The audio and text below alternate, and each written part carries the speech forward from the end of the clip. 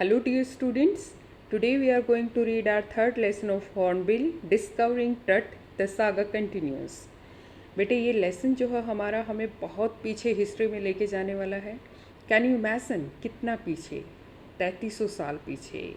ये राजा इजिप्ट के थे टट, और ये 3300 साल पहले बॉर्न हुए. अब इनको डिस्कवर किया गया 20th और 21st सेंचुरी में. ऐसी क्या ज़रूरत पड़ी, किसने अब डिस्कवर किया और क्यों किया बेटे.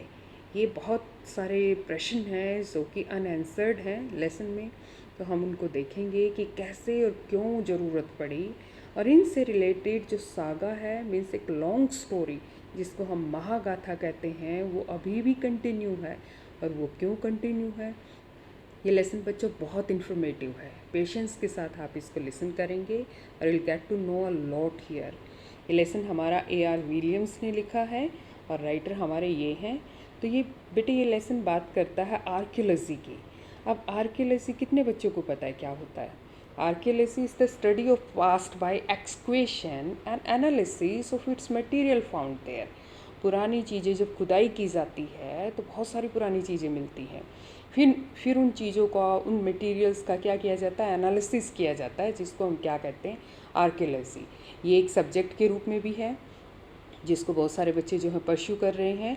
तो here you will have a vast knowledge of archaeology in this lesson. तो इसके अलावा जो है बेटे, यहाँ जो ये इन्फॉर्मेशन जो दी गई है ना इस लेसन में, पिरामिड्स को लेके, मम्मीज़ को लेके, बहुत ही यूनिक तरीके से उनको प्रिजर्व किया गया था. उन मम्मीज़ का, जो मम्मीज़ यहाँ पे हैं वो बहुत पुराने राजाओं की हैं. फिर उन राजाओं का जिनको मिस्र में पैरो कहते थे, तो उनका लाइफस्टाइल क्या था, उनके रिलीजियस कुछ व्यूज़ थे, तो वो किस तरीके से डिफरेंट थे आज की हमारी 21वीं सदी से, और उनका बिलीफ सिस्टम जो था वो कैसा था. बहुत सारी चीज़ें जो हैं वो इसमें हैं. तो फिर अब 20th और 21st सेंचुरी में इन मम्मीज़ का इन्वेस्टिगेशन किया गया. तो कितनी मुश्किल्स और हार्डल्स का सामना करना पड़ा हमारे आज के साइंटिस्ट को और आर्कियोलॉजिस्ट जो पर्सन थे या फिर उस डिपार्टमेंट से रिलेटेड थे. उन्होंने प्रॉपरली स्क्रूटिनाइज़ किया और बहुत सारे क्लूज़ को उन्होंने वहाँ से निकालने की कोशिश करी. तो ये लेसन अपने आप में बहुत इंटरेस्टिंग है. Well, let us know the introduction first. This lesson is written by A.R. Williams. This chapter is about the last heir of the powerful Pharaoh dynasty, Tutankhamun, who died when he was a teenager after ruling for 9 years. तो बेटे ये chapter जो है वो last, आखिरी air, eight silent है, उत्तराधिकारी थे पावरफुल पैरो. पैरो किंग को कहते हैं उस डिनेस्टी के, यानी कि उस वंश के जिसका नाम क्या है, टुटनखामुन. अब जो किंग टट था उसका शॉर्ट फॉर्म यहाँ से लिया गया है. इनका पूरा नाम जो है वो टुटनखामुन था. हु डाइड, जब वो मर गए थे, वो टीनेजर थे, बहुत ही यंग एज में थे. आफ्टर रूलिंग फॉर 9 years, और 9 साल इन्होंने क्या किया था, 9 years राज किया था. अब he died in A mysterious वे, बहुत ही रहस्यमयी तरीके से इस दुनिया से चले गए. And this chapter throws light all over the possible mysteries, the curse, where his tomb lies, his life and ultimately death. तो ये लेसन जो है वो प्रकाश डालता है किस चीज़ के ऊपर, बहुत सारे रहस्यों के ऊपर, कि कर्स, क्या कोई अभिशाप था जो उनको मिला हुआ था, या फिर उनका टूम जो है, उनका मकबरा कहाँ है, उनकी लाइफ कैसी थी, अल्टीमेटली उनकी डेथ जो है वो कहाँ क्यों हुई. इजिप्टियंस बिलीव, इजिप्ट के पीपल यानी कि मिस्र के लोग ये यकीन करते हैं कि that there is a life after death, कि इस दुनिया के बाद भी, हमारी इस दुनिया से चले जाने के बाद, यानी कि मृत्यु के बाद भी एक लाइफ है. And that is the reason why the pharaohs were buried with wealth and every day use items. तो इसीलिए ये माना जाता था कि बेटे जब राजाओं को दबाया जाता था तो बहुत सारी वेल्थ, बहुत सारी संपत्ति जो उनके साथ डाल दी जाती थी उनके कॉफिन्स में, और एवरीडे हर दिन के यूज़ के मटेरियल्स, चीज़ें, आइटम्स भी डाले जाते थे, ताकि वो जब इस दुनिया से दूसरी दुनिया में जाएँ तो वो सारा मटेरियल उनका उनके साथ जाएगा. तो ऐसा जो है उनका क्या था, बिलीफ सिस्टम था. चलिए अब थोड़ा सा डिटेल में अब लेसन कुछ समझते हैं. Discovering Tut, the saga continues is a chapter which gives us an in depth insight of Tutankhamun, the last ruler of the powerful pharaoh dynasty in Egypt. ये जो लेसन है बेटे हमारा discovering Tut the saga continues, ये बहुत ही इन depth insight क्या होता है, डीप इंस्पेक्शन, बहुत ही गहराई से हमें इंस्पेक्ट करने पर मजबूर करता है। किसका? टूटनखामुन का, जो कि आखिरी रूलर थे, बहुत ही पावरफुल मानी जाती थी। इनके जो वंशज थे, ये जो राजा थे इजिप्ट के, बहुत ही पावरफुल माने जाते थे। और टूटनखामुन जो है वो कौन थे बेटे? आखिरी राजा थे। ही वॉज अ टीनेजर, ये टीनेजर थे। टीनेज एज को 13 से 19 तक कंसिडर किया जाता। आप इमेजिन करिए कितनी यंग एज थी इनकी। व्हेन ही डाइड, जब वो इस दुनिया से चले गए। And his death was a mystery, और उनका जाना यहाँ से बहुत ही रहस्यमयी था। उससे रिलेटेड जो है कुछ ऑथेंटिक चीज़ें जो हैं वो नहीं मिलती। हम सम स्पेकुलेटेड, कुछ लोग स्पेकुलेट करते हैं, गेस लगाते हैं, अनुमान लगाते हैं डैट ही वॉज मर्डर्ड, कि उनका मर्डर किया गया था। ही रूल्ड इन इजिप्ट, उन्होंने इजिप्ट में रूल किया, and its empire for centuries, और उस एम्पायर को सेंचुरीज तक उन्होंने, यानी कि इनके वंशजों ने क्या किया? रूल किया। In 1922 his tomb was discovered by Harvard Carter, a British archaeologist. अब बेटे रिसेंटली 20th सेंचुरी के बिगनिंग में जो है 1922 में उनके टूम को डिस्कवर किया गया। किसके द्वारा? हार्वर्ड कार्टर के द्वारा। ये ब्रिटिश आर्कोलॉजिस्ट हैं, आर्कोलॉजी की स्टडी करते हैं। तो you have to keep in mind when his tomb was discovered and by whom, it's a question बेटे। आफ्टर 80 ईयर्स, 80 सालों के बाद, यदि हम 1922 में 80 को प्लस कर दें तो 2002 बनता है। तो he was taken from his resting place for CT scan. आप ये देखिए कि एक राजा जो 3300 साल पहले कॉफिन में दबाया गया है, उसको वहाँ से निकाला गया। कब? 2002 में। क्यों निकाला गया? जहाँ वो रेस्ट कर रहा था उस प्लेस से, क्योंकि उनका सिटी स्कैन कराना था। Which offer to solve the mystery of life. क्योंकि कहीं ना कहीं ये चल रहा था माइंड में, आर्कियोलॉजी डिपार्टमेंट में भी, और फॉरेंसिक एक तरीके से इनकी जांच हुई थी उस डिपार्टमेंट में भी, और साइंटिस्ट के माइंड में भी, कि इनके लाइफ से रिलेटेड जो मिस्ट्रीज़ हैं और इनकी लाइफ और डेथ से रिलेटेड, तो उसको सोल्व किया जा सकता है। Creating a forensic reconstruction. अब ये फॉरेंसिक रिकन्स्ट्रक्शन क्या होता है? जब हम बहुत ही साइंटिफिकली और टेक्निकली इन्वेस्टिगेशन करते हैं और फिर जो चीज़ें एविडेंसेस से निकल के आती हैं उसको हम फॉरेंसिक कहते हैं बेटे। वैसे फर्दर, टट्स फादर और ग्रैंडफादर। अब टट के फादर थे और फादर इनके ग्रैंडफादर थे Amenhotep third. Was a very powerful pharaoh, बहुत ही शक्तिशाली राजा थे। Who ruled over a period of 40 years, इन्होंने 40 ईयर्स तक राज किया। His son Amenhotep fourth thrived him, और इनके फिर बेटे हुए अमेनहॉटेप इनको, और उन्होंने क्या किया? थ्राइव्ड, वो भी काफ़ी प्रॉस्पर्ड थे, बहुत ही प्रगति उन्होंने अपनी लाइफ में की। Began the strangest period in the history of Egypt, लेकिन उन्होंने बहुत ही अद्भुत एक पीरियड जो है इजिप्ट की हिस्ट्री में ले आए। कौन? ये टुट के जो दादा थे अमेनहॉटेप, और फिर इनके फादर अमेनहॉटेप फोर्थ, उसके कैसे लेके आए? He promoted the worship of pattern. क्योंकि उन्होंने कुछ चेंजेस लेके आए ये अपने स्टेट में, कि इन्होंने प्रमोट किया वर्शिप को, पूजा करने को, एटन की। द सन डिस्क, जिसको क्या माना जाता है? सन, एक सन की चक्रिका होती है बेटे, आप लोगों ने शायद पोस्टर्स वगैरह में देखा होगा या फिर कभी टीवी में देखा होगा। तो इन्होंने एटन, जिसको सन कहते थे, उस सूर्य की चक्रिका, उसकी वर्शिप को प्रमोट करना शुरू कर दिया। यानी कि पहले किसी और को वर्शिप किया जाता था, किसी और गॉड को, इन्होंने गॉड को ही चेंज किया। And he changed his name, और उन्होंने साथ साथ अपने नाम को भी चेंज कर लिया। अमेनहॉटेप से उन्होंने एखेनेटन, एखेनेटन का मीनिंग क्या होता है? कि नेटन servant, meaning servant of Eton, Eton के सर्वेंट बन गए, ये नेटन बन गए। अब ये एटन जो है वो कौन थे? सन के, यानी कि गॉड सन के, ये अपने आप को सर्वेंट समझने लगे, नेटन समझने लगे। तो इस तरीके से इन्होंने अपना नाम चेंज किया। He also moved the religious capital from Thebes to the new city of Akhenaten called Amrana। तो बड़े सालों से एक बहुत ही धार्मिक कैपिटल, जिसको थीब्स कहते हैं, जो पुराने ग्रीस की इजिप्ट सिटी की, पुराना एक तरीके से बहुत फ्लॉरिश्ड सिटीज़ थे, जिसको कैपिटल, राजधानी मानते थे इजिप्ट के लोग, उसको चेंज करके क्या किया? अमराना को इन्होंने अपनी कैपिटल बना लिया। एक और हिस्ट्री में ऐसे राजा रहे हैं जिन्होंने अपनी कैपिटल को चेंज किया था, और जिसकी वजह से उन्होंने बहुत ही बैड कंसिक्वेंसेस झेले थे। क्या आप रिमाइंड कर सकते हैं कौन थे वो? Yes, Mohammad Tughlaq was the king. Well, you have to read about him also. See further he attacked Amun. फिर उन्होंने इसके बाद अमुन को अटैक किया, ए गॉड जिसके वहाँ के लोग यानी कि मिस्र के लोग पहले पूजा करते थे. God smashed his images. उन गॉड की इमेजेस को इन्होंने स्मैश कर दिया, डिस्ट्रॉय कर दिया जितनी भी इमेजेस थी. And closed his temples. और उनसे रिलेटेड जो भी टेम्पल्स थे, आप देखिए रिलीजियस फीलिंग के साथ जब लोगों की जब छेड़छाड़ की जाती है तो लोगों में बहुत आक्रोश फैल जाता है. Another mysterious ruler succeeded him who died soon. एक और मिस्टीरियस फिर रूलर हुए जिन्होंने सक्सीड किया उनको. इनके बाद आए यानी कि एक्खिनेटन के बाद आए, और लेकिन वो बहुत जल्दी मर गए. उसका भी एक रहस्य है. Next Tutankhamun. अब आते हैं किंग टट, और वो also known as Tut. Sat on the throne. अब ये थ्रोन सिंहासन के ऊपर बैठते हैं. And rule for 9 years. और लगातार 9 साल तक ही राज करते हैं. ही वर्शिप्ड गॉड अमुन. तो बेटे इन्होंने गॉड अमुन को फिर से वर्शिप करना शुरू कर दिया. गॉड जिनकी क्या किया गया था, इमेजेस को स्मैश्ड किया गया था. फिर से इन्होंने उन्हीं पुराने किंग गॉड को जो है क्या करना, दोबारा से इन्होंने रिवाइव करना शुरू कर दिया.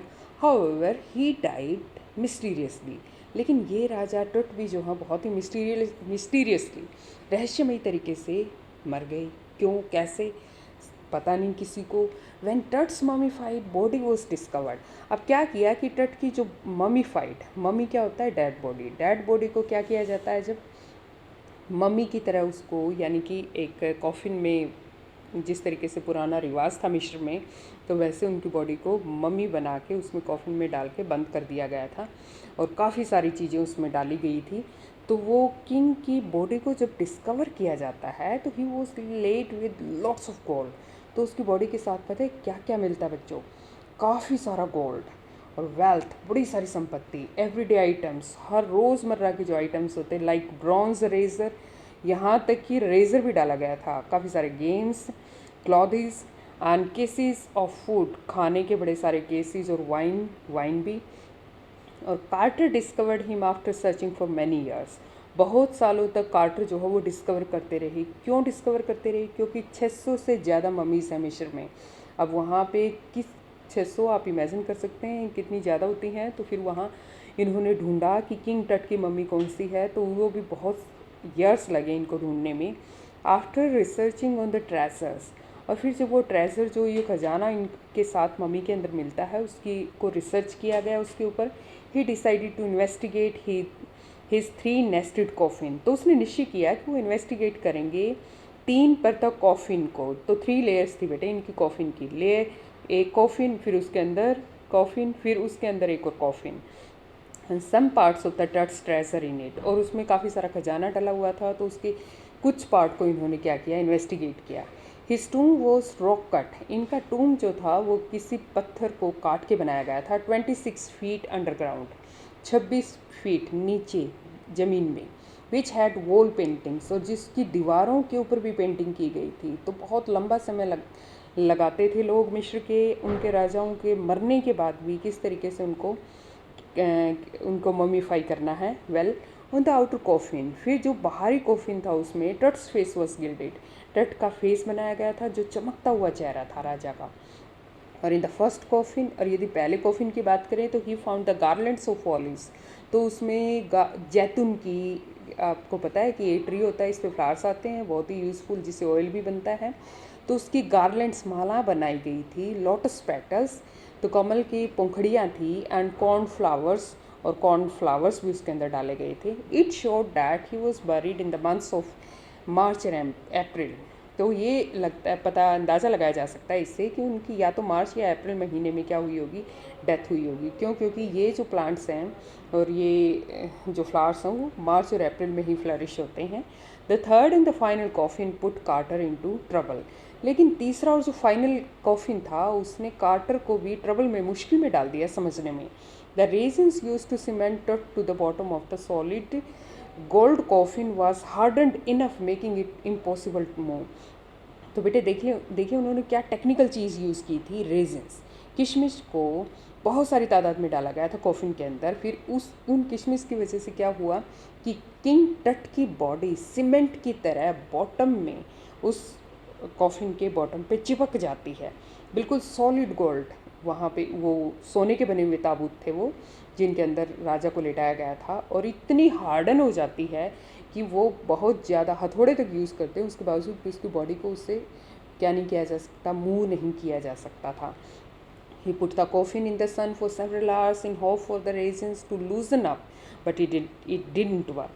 आप इमेजिन कर सकते हैं कि मिस्र में कितनी गर्मी होती है। तो इन्होंने क्या किया, उस ताबूत को ओपन सन में रख दिया, सूरज की रोशनी उसके ऊपर लगने दी, लेकिन उसके बावजूद भी रेजिन जो हो वो लूज़ नहीं हुई, यानी कि ढीली नहीं हुई।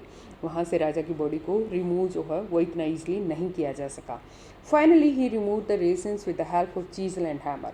आखिरकार उन्होंने चीजल से, छेनी और हैमर, हथौड़ों से उन्होंने बहुत कोशिश के बाद जो है उनकी बॉडी को रेजिन से रिमूव किया, हटाया। अब Carter felt he didn't have any other choice as to, if he didn't cut the mummy from limb to limb, thieves would have looted the gold. अब कार्टर क्या कहते हैं कि उनके पास कोई और चॉइस नहीं थी कि उनको मम्मी को ही काटना पड़ा, लिम टू लिम, शिरा एक एक शिरा, एक एक नस को जिस तरीके से काटा जाता है ऐसे, क्योंकि चोर नहीं तो इतना सारा सोना था उसके अंदर, नहीं तो वो लूट के ले जाते। His man first removed his head, तो उसके लोगों ने पहले तो हेड को रिमूव किया। Then they cut off every point joint, फिर हर एक जॉइंट की जगह से उसको, किंग को जो है रिमूव किया गया। After removing the body parts, जब सारे बॉडी पार्ट्स रिमूव हो गए, they placed it on the layer of sand in the wooden box, तो उन्होंने एक लेयर बनाई सैंड की, क्योंकि मिस्र में बहुत ज़्यादा सैंड है, रेगिस्तान है वहाँ पे, तो वुडन बॉक्स पे, and put it at the original place, और जहाँ उसका ओरिजिनल सही मायने में प्लेस होना चाहिए तो वहाँ रखा गया। और in 1968, the mummy was x-rayed by an anatomy professor, revealed few facts. His breastbone and the front ribs were missing. तो बेटे 1968 में जब मम्मी का एक्सरे किया गया एनाटॉमी प्रोफेसर के द्वारा, तो उसमें कुछ फैक्ट्स रिवील हुए कि उनकी ब्रेस्ट बोन नहीं थी, और सामने वाली जो रिब्स हैं, पसलियाँ, वो भी मिसिंग थी। अब जब इनके बॉडी को निकाला गया तो वहाँ भी बहुत सारे लोग पहुँचे थे देखने के लिए, और बहुत सारे लोगों के मन में एक आशंका थी कि जो पुरानी चीज़ें जिस तरीके से वो ऑलरेडी सेट हैं, यानी कि जो तरीका गॉड ने एक बनाया है कि एक बार ह्यूमन बींग्स को दफना दिया जाए, तो बरी कर दिया जाए, तो उनको फिर से नहीं निकालना चाहिए, उनको छेड़खानी उनके साथ नहीं की जानी चाहिए, तो इससे उनका रिलीजियस बिलीफ जो था वो भी शेकन हो जाता है। और फिर उस टाइम पे वहाँ तूफ़ान भी आता है। एक बार तो ये साइंटिस्ट डर भी जाते हैं कि कहीं वास्तव में ऐसा कुछ होने वाला तो नहीं है, लेकिन नहीं, चीज़ें फिर कुछ देर के बाद नॉर्मल हो जाती हैं। तो बेटे अब जब उनको रिवील किया गया तो ये चीज़ें सामने आती हैं कि उनकी क्या नहीं थी, ब्रेस्ट बोन नहीं थी और फ्रंट की रिब्स नहीं थी। Later on January 5th, 2009, that was taken for CT scan, computed tomography scan, जिसको हम कहते हैं CT scan का फुल फॉर्म computed tomography है।